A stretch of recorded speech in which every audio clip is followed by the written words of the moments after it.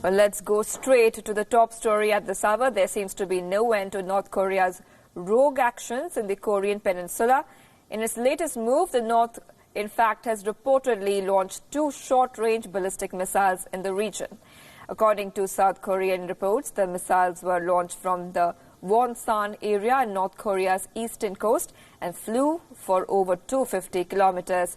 This is well over the required capability to hit South Korea. The latest launch follows another one on Thursday, which Pyongyang described as a solemn warning to the South. The South's Joint Chief of Staff has urged North Korea to refrain from such provocative measures and said that these actions do not help to ease tensions in the Korean peninsula.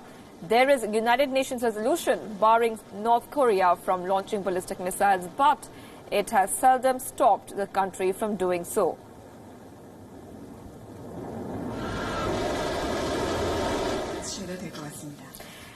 And joining me for more on this is Ming-Yong Lee. She's a senior analyst live from Seoul. A very good morning to you and thank you for joining us here on WION. Now, this comes as Pyongyang has voiced anger over planned military exercises between South Korea and the U.S. Tell us about that. Yes, so over the past few weeks, North Korea has expressed criticism and discontent with the planned exercises between South Korea and the U.S. Planned for August. And they warned that they would develop and test special armaments in response to South Korea's introduction of U.S. stealth jet fighters and South Korea's planned exercises with the U.S. And they followed up with the launches last week and this morning. Right. How will this affect the U.S.-North Korea relations? So after that historic meet at the DMZ, if these reports are indeed true, it can be quite a setback there. So I think if you read North Korea's handling of these missile launches, yes, on the surface, it doesn't look good for DPRK-U.S. relations because obviously they are acting in response to the U.S. ROK planned joint drills. But at the same time, they have continued to refrain from criticism of the U.S. and they have focused their criticism on South Korea, which I think indicates that they are escalating pressure but remains interested in talks with the U.S. Right. It really begs the question now that why is Pyongyang continuing to demonstrate its abilities to, develop these new weapons despite strict economic sanctions? So I think there is the international angle and domestic angle.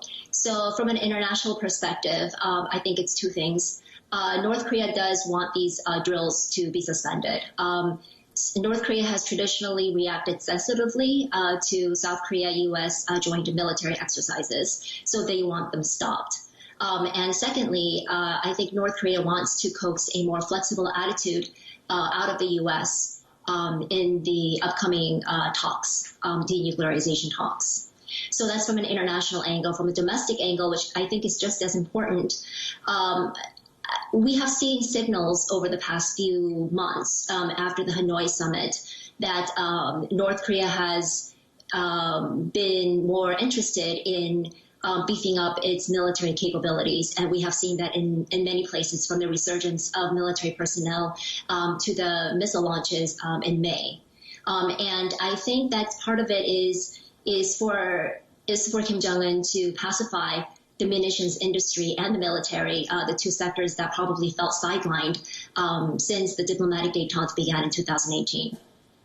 Right. And Ming-Yong, before I let you go, one last question to you. How is South Korea reacting to these new ballistic missile tests? So I think South Korean government has taken a harder line stance since last week's launches.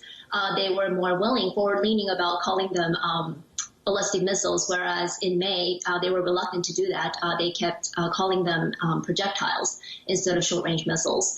And the Blue House, the South Korean presidential office, also has called on North Korea to stop, saying that it wasn't helping the situation. So definitely a more forward-leaning attitude from the government. From the people, I think, unfortunately, I think South Koreans have become desensitized pretty much to North Korean missile launches because we've seen so many of them, although not so much last year. Right. Thank you for joining us here on WION.